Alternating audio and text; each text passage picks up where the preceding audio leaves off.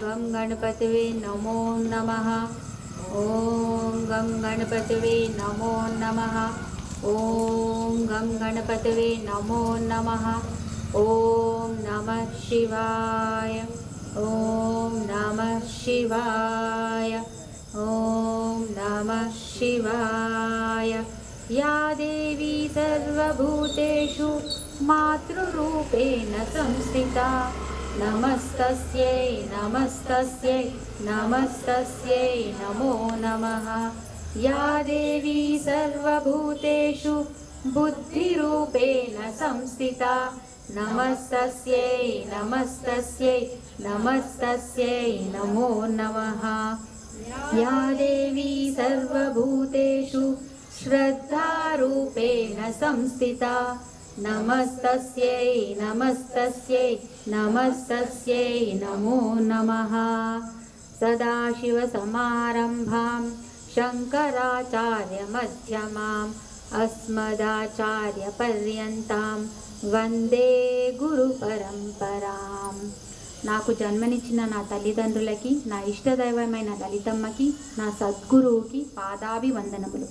నాకు లలితమ్మ వైభవాన్ని చాటి చెప్పిన శ్రీ సామవేదం షణ్ముఖ శర్మ గారికి, చాగంటి గారికి, జిఎల్ఎన్ శాస్త్రి గారికి నా సాష్టాంగ నమస్సుమాంజలి. నేను సదాశివ సమారంభం అన్నప్పుడు గురు పరంపర అందరినీ గుర్తు చేసుకున్నాను. ఎందుకంటే అమ్మ తెలియాలంటే గురువు నుంచే తెలియాలి. గురు పరంపర మీకు ఎవరైనా ఉపదేశం ఉంటే మీరు ఆ గురువుని మీ మనసులో తలుచుకోవచ్చు. ఎవరు లేకపోతే దత్తాత్రేయ స్వామి. ఎందుకంటే మనకి అర్థం అవ్వాలన్నా, చెప్పాలన్నా, వినాలన్నా, అర్థం అవ్వాలన్నా గురువు కావాల్సిందే. ఆయన సాయం లేకుండా మనం సముద్రాన్ని ఈదలేము, అటువైపు అమ్మ దగ్గరికి చేరలేము. అమ్మ ఎలాంటిదంటే గమ్యం అన్నమాట. ఆమె గమ్యం. గురువులందరూ ఏ గురువు అయినా పట్టండి, వాళ్ళంతా దారి. ఒక్కొక్క గురువు ఒక్కొక్క దారి పడతాడు. గమ్యానికి మీరు చేరతారా లేదా అనేదే ముఖ్యం. కానీ ఎవరి గురువుకి వాళ్ళు మీరా గౌరవం ఇవ్వాలి. పక్క గురువుని మీరు ఏమాత్రం అనొద్దు. అది వాళ్ళ పద్ధతి. తప్పు లేదు, ఒప్పు లేదు, అందులో ఏమీ లేదు. దాని గురించి చెప్పడానికి లేదు, దాని గురించి వ్యక్తీకరించడానికి, దూషించడానికి ఏం లేదు. మనము ఇంకా తరుణీ విద్యలోనే ఉన్నాం. తరుణీ విద్యలోనే ఇప్పుడు మనం చెప్పేది అంగభూతం. అంటే అంగభూతం దాంట్లోనే సబ్ డివిజన్స్ అంటాం కదా, అది చెప్పుకుంటున్నాం. ఈరోజు పేర్లన్నీ ఒక్కసారి ఇది గుత్తి. దీన్ని ఏమంటారు అంటే దీన్ని ప్రభా విద్య అంటారు. ప్రభా వెలుగు, ప్రభా కిరణాలు, ఆ విద్య అన్నమాట. సో ఈరోజు ఆ పేర్లన్నీ ఒక్కసారి చెప్తారా? ఫస్ట్ పేర్లు చెప్పుకొని లోపలికి వెళ్దాము. నిత్య క్లిన్న, నిరుపమ, నిర్వాణ సుఖదాయిని, నిత్య షోడశిఖారూప, శ్రీకంఠార్ధ శరీరిణి, ప్రభావతి, ప్రభారూప, ప్రసిద్ధ, పరమేశ్వరి, మూల ప్రకృతి, అవ్యక్త, వ్యక్తావ్యక్త స్వరూపిణి, వ్యాపిని, వివిధాకార, విద్యా విద్యా స్వరూపిణి, మహాకామేశ నయన కుముదహ్లాద కౌముది. ఒకటే. భక్తహర్త తమోభేద భానుమద్ భాను సంతతి. సరేనా? అక్కడ నిత్య షోడశిఖారూపాది. సరేనా? సో నిత్య క్లిన్న. నిత్య క్లిన్న అంటే నిత్య అంటే ఎల్లప్పుడూ ఒకేలా, క్లిన్న అంటే ఒక తడిదనం అన్నమాట. ఆర్ద్రం అంటారు దాన్ని, తడి. ఇప్పుడు ఎలాంటి తడి అమ్మది? దయ, కరుణ. ఆమె కరుణ ఎంత కరుణ అంటే రూపం, నామరూపాలు లేని ఆమె మన కోసం నామరూపాత్మకమయ్యింది. అంత కరుణ అన్నమాట. వీళ్ళకి మన స్థాయికి దిగే అంత కరుణ. అంతే కదా, చిన్నపిల్లాడు ఓలో ఓలో ఓలో అంటాం, మనం కూడా ఓలో ఓలో అంటాం. వాడికి ఏం అర్థం అవుతుంది, మనకేం అర్థమైంది, అదేం భాష. దిగుతావా లేదా అదే అర్థమైపోతుంది అంతే. సో అలా అమ్మ మన కోసం దిగిందనమాట. ఇది ఇంకా ఎలా ఉంటుంది? అరుణాం కరుణాం తరంగితాక్షిం అనే ధ్యాన శ్లోకం ఉంది కదా, అక్కడే అన్నమాట. అమ్మవారు అలా కరుణా తరంగి అంటే కరుణతోని ఉందన్నమాట. మొత్తం అరుణ అంతా, అమ్మవారి వెలుగంతా కరుణ రూపంలో మనకి వస్తోంది అని దాని అర్థం అన్నమాట. ధ్యాన శ్లోకంలోనే చెప్తున్నారమ్మ ఎలా వచ్చింది అని. ఇప్పుడు మీ నోట్లో కొంచెము ఏమంటారు, లాలాజనం ఉందా? లాలాజనం ఉంది. ఇది లేకపోతే తినగలరా? మాట్లాడగలరా? లేదు. ఇది ఎంత ఇంపార్టెంటో. ఒక తడిదనం జీవితంలో దేనికైనా తడి, ఆ రసం ఉండాలి. ఇప్పుడు మీరు మామిడి పండు అయినా రసం లేనిది తీసుకుంటారా? రసం లేనిది మామిడి పండుకు విలువ ఉందా? లేదు. అది అన్నమాట ఇక్కడ మాట్లాడేది మనం. అది ఆ రసం లాంటిది అనమాట. ఇంకోటి నిత్యక్లిన్న అంటే అమ్మవారు ఎంత తిథి నిత్యా దేవతలు 15 మంది ఉంటారు. అందులో ఎవరు అమ్మవారు? శుక్లపక్షమి తృతీయ నాటి దేవత. శుక్లపక్షమి అంటే పౌర్ణమి వైపు వెళ్తున్నాం, అక్కడ తృతీయ అంటే 3వ రోజు అమ్మవారిని నిత్యక్లిన్న అంటారు. సరేనా? నిరుపమ పేరుందా ఎవరికైనా? నిరుపమ, అనుపమ, నిరుపమ. నిర్ ప్లస్ ఉపమ. నిర్ అంటే లేదు, పేపర్లో రాస్తారు నిర్జీవమై పడున్నాడు అక్కడ అని. నిర్జీవం, జీవం లేదు, నిర్జీవం. అలా నిరుపమ. ఉపమ అంటే పోలిక లేదంట. పోలిక లేనిది. ఎవరితో పోలుస్తాం? అంతా తన నుంచే వచ్చాం కదా. ఎలా అంటే మొత్తం తన నుంచే వచ్చాం. ఇప్పుడు మనమంతా తన భాగాలు ఎప్పుడైనా మొత్తంతో పోల్చగలమా? సరిపోతుందా? తూగుతుందా?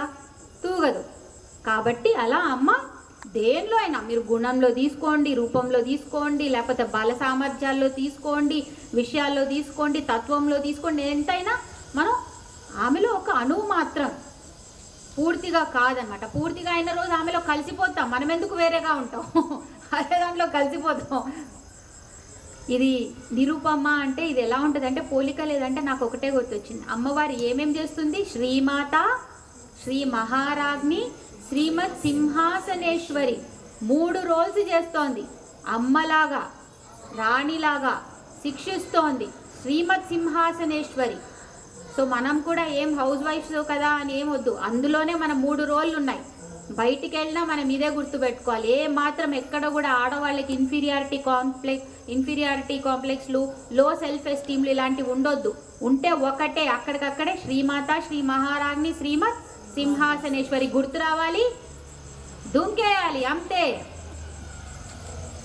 సరే, అమ్మాయి నిత్యక్లిన్న నిరుపమ అన్నాము. ఇది అమ్మవారికి బాగుంది. మరి మనకేంటి? అంతే కదా, స్వీట్ పెట్టాము, మనకెప్పుడు ప్రసాదం వస్తుందో మనకేంటి? నిర్వాణ సుఖదాయిని. నిర్వాణ పేరు కూడా పెట్టుకుంటున్నారు. ఈ మధ్య లలిత సహస్రనామం పేర్లన్నీ పెట్టుకుంటున్నారు. చూడండి మీరు, సెలబ్రిటీ పిల్లలందరి పేర్లు వస్తాయి వరుసగా. నిర్వాణ సుఖదాయిని. నిర్వాణం అంటే సర్వక్రియ నివృత్తి. నివృత్తి, ప్రవృత్తి అంటే చేయడం, ఏదో పని చేస్తున్నాం. నివృత్తి అంటే ఏమి చేయట్లేదు, సర్వక్రియ. నిర్వాణం అంటే ఏం చేయకుండా ఉండడం అంట. అంటే ఇప్పటి నుంచి మనకు నిర్వాణం, మేము నిర్వాణంలో ఉన్నాం, మేమేం చెయ్యం, అదే దాని అర్థం. నిర్వాణం అంటే మోక్షం. నిర్వాణం అంటే మోక్షం ఇస్తుందంట, సుఖదాయిని, అది ఇస్తుంది. మరి ఏంటి ఏం చేయకుండా అంటే అన్నీ ఆపేయడం. అన్నీ ఆపేయడం అంటే ఏంటి? అసలు కలియుగం అంటేనే కర్మజీవులం, కర్మ మిగిలింది కాబట్టే వచ్చాం. మీరు ఇప్పుడు అక్కడ ఒకటి ఇద్దరు గొడవ పడుతున్నారు, మీరేం అనకుండా అది చూస్తున్నా మీకు కర్మ వచ్చేస్తుంది తెలుసా, మీ ఖాతాలో పడుతుంది. మీరు అందులో మీరేం చేయకండి. అంటే ఇప్పుడు మీరు ఏం చేస్తారంటే, మీరు చెప్పే దానివల్ల ఏదో మారిపోతుంది, డెసిషన్లు మారుతున్నాయని అవసరం లేదు. కానీ అది తప్పనుకోండి, ఒక్క మాట పెట్టండి, అది చేయడం తప్పనుకుంటాను అంటే కనీసం మీరు మీ మాటగా చెప్పారు కాబట్టి మీ కర్మలో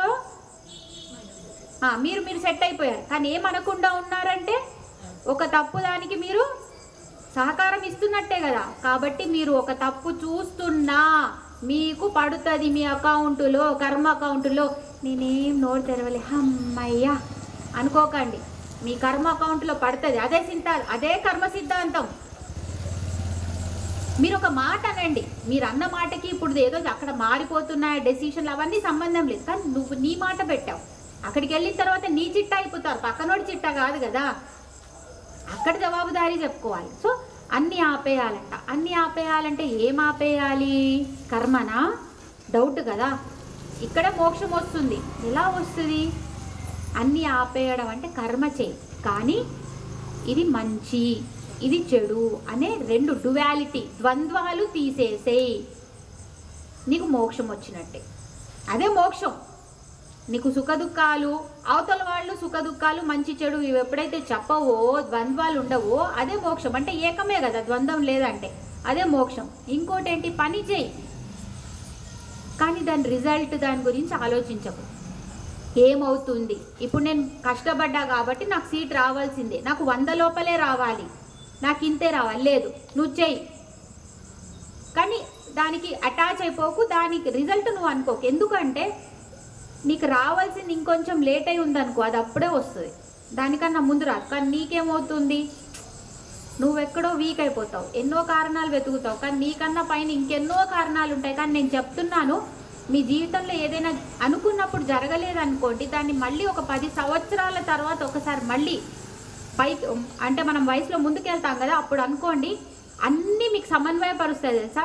ఆ రోజు ఆ టైంలో అది ఎందుకు లేట్ అయింది, అది ఎందుకు జరిగింది, అది మన మంచికే అనిపిస్తుంది. కాబట్టి నేను దయచేసి చెప్తున్నా, చదివే పిల్లలు కూడా మీరు ఈసారి క్రాక్ చేయలేదనుకోండి, ఏదైనా ఎగ్జామ్స్ కష్టపడ్డారు పర్లేదు, తప్పులేదు, కానీ రిజల్ట్ గురించి బాధపడి వెనక్కి వెళ్ళి నేను దీనికి సరిపోను, ఇది నాకు లేదు అనే ఫస్ట్ నెగిటివ్ ఫీలింగ్స్ తీసేయండి. అవుతుంది తెలుసా, మీరు ఎగ్జామ్ రాశారు కానీ మీకు వేరే మంచి కాలేజ్లో రావాలని, మీరు ఈ చోటుకి వెళ్ళాలని మీ జాతకంలో రాసి పెట్టుందనుకోండి, దాన్ని ఆపుతుంది కాలం, కొంచెం ఆపుతుంది, హోల్డ్ చేస్తుంది.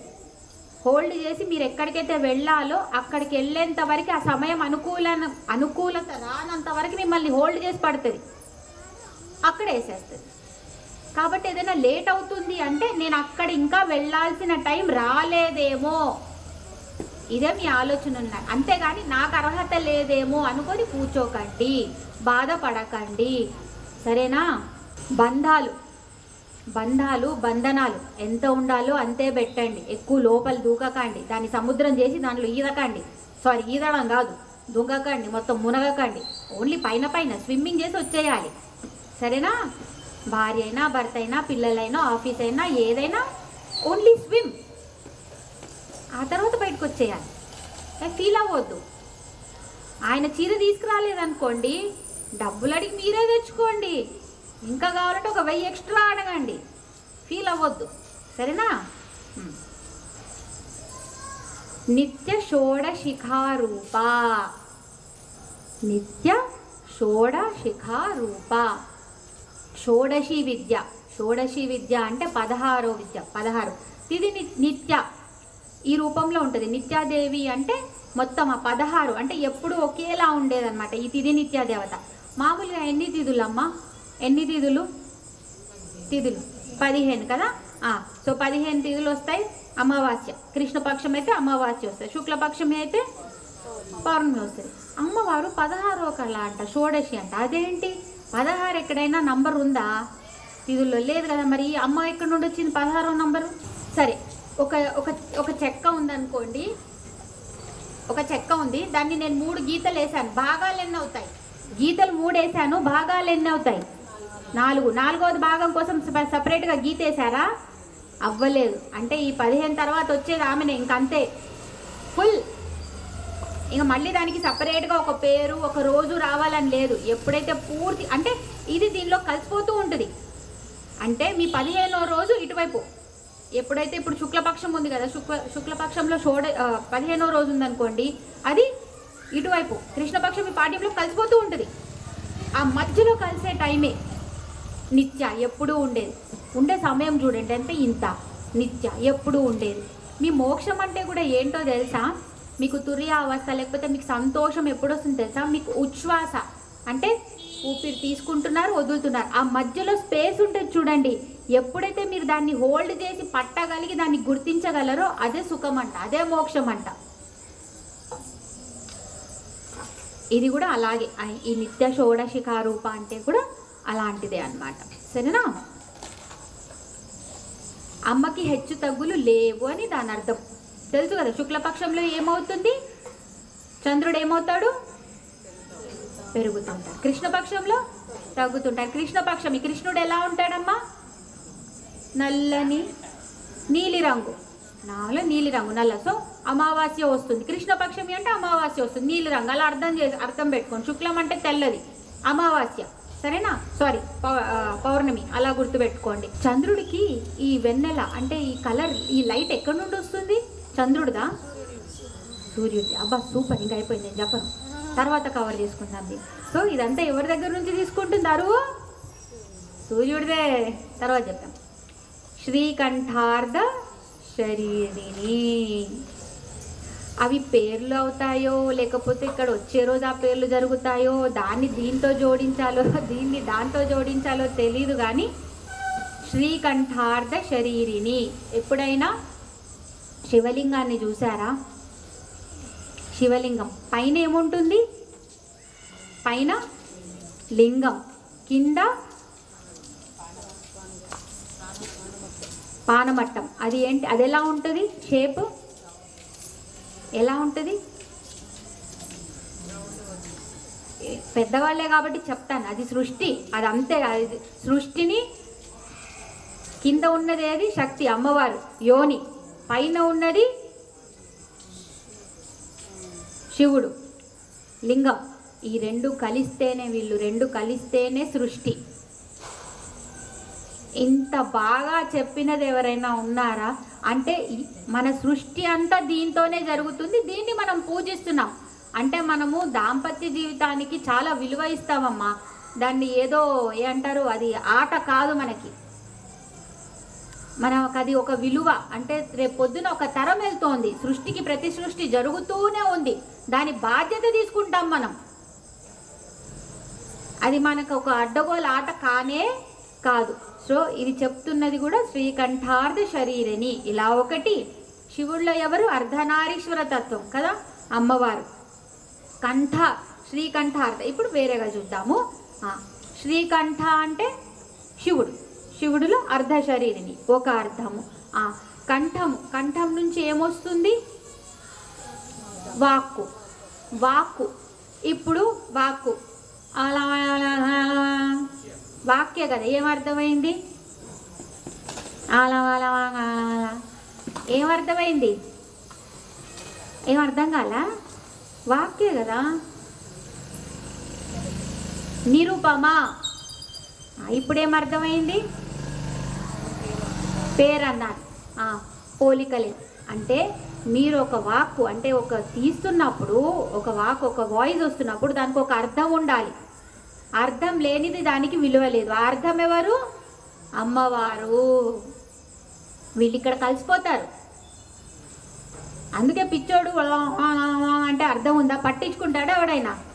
వాళ్ళు అంటే సృష్టిలో ఏదైనా ఇద్దరు రావాలి, సృష్టి జరగాలంటే. దాన్ని ఎంత బాగా చెప్పాము. వాక్కు అర్థం ఇద్దరు కూడా. ఇక్కడ కూడా వస్తున్నప్పుడు వాక్కు శివస్వరూపం అయితే అర్థం శక్తి స్వరూపం. శ్రీకంఠార్థ శరీరిని. శరీరమే కదా వాక్కు అర్థం. ఇప్పుడు వాక్కుకి అర్థం శరీరమే అయ్యింది కదా. సో అలా అన్నమాట. సో ఎక్కడెక్కడ శివుడున్నా, శివుడికి కామేశ్వరుడు అంటాం. ఆయనకి కోరిక కలిగింది అన్నప్పుడు, సృష్టి చేయాలన్నప్పుడు కామేశ్వరుడు అంటాం. ఆయనకి కోరిక కలగగానే అమ్మ వచ్చేసింది. ఎలా కావాలనుకొని ఆయన మనసులో అనుకున్నాడో దానికి కొంచెం కూడా వ్యత్యాసం లేకుండా సృష్టి చేసేసింది. అంటే ఇద్దరికి తేడా లేదు. ఇప్పుడు ఈయనేమో నిర్గుణుడు, ఈయనకి అసలు రూపమే లేదు, గుణాలే లేవు. అలాంటిది ఆయనకి సృష్టి చేయాలి. ఇప్పుడు మీరు చిన్న పిల్లలు ఉన్నారబ్బా, 2 నెలల పిల్లాడు, వాడు పాలు తాగుతాడు, పడుకుంటాడు, వాడికి ఇంకో పని ఉండదు. 3వ నెల పడగానే వాడి ఉయ్యాలో ఒకటి గిలక పెడతారు, టిటి టిటి టిటి టిటి నాన్న అనుకుంటూ. అంటే వాడికి ఇంకా ఆట మొదలైంది. ఇప్పుడు వాడు ఒక్కడు కాదు, వాడికి ఒక ఆట కావాలి. అలాగే కామేశ్వరుడికి కూడా ఒక్కడే ఉండి ఉండి ఉండి బోరు కొట్టి సృష్టి ఎందుకు జరిగింది అంటే ఇచ్ఛాశక్తి. ఆయన కోరిక పుట్టిందబ్బా. కోరిక పుట్టడం మనకు కోరిక పుడితే మనకు ఇల్లు కావాలంటే మన కోరిక ఎప్పుడు తీరుతుంది? 10 సంవత్సరాల తర్వాత. ఆయనది ఇచ్ఛాశక్తి, జ్ఞానశక్తి, క్రియాశక్తి అన్నీ ఒకటైపోయాయి. అమ్మవారు టక్ వెంటనే ఆయన సంకల్పం చేయగానే కల్పం వచ్చేసింది. సో ఆ నిర్గుణుడికి అమ్మవారు ఏమి ఇచ్చింది? శరీరం ఇచ్చింది. ఇచ్చిందిగా, ఇచ్చిందా ఇవ్వలేదా? అంతే కదా. మీరు ఇప్పుడు ఇంట్లో అంటే పాతకాలంలో, ఈ కాలంలో కాదు, పాతకాలంలో భర్త సంపాదించి తీసుకొస్తే బియ్యము, అన్నం ఎవరు చేస్తారు? దాన్ని భార్య. బియ్యాన్ని తింటే ఏమవుతుంది? కడుపు నొప్పి పెడుతుంది. పచ్చి కూరగాయలు తింటామా? దాన్ని వండేది ఎవరు? భార్య.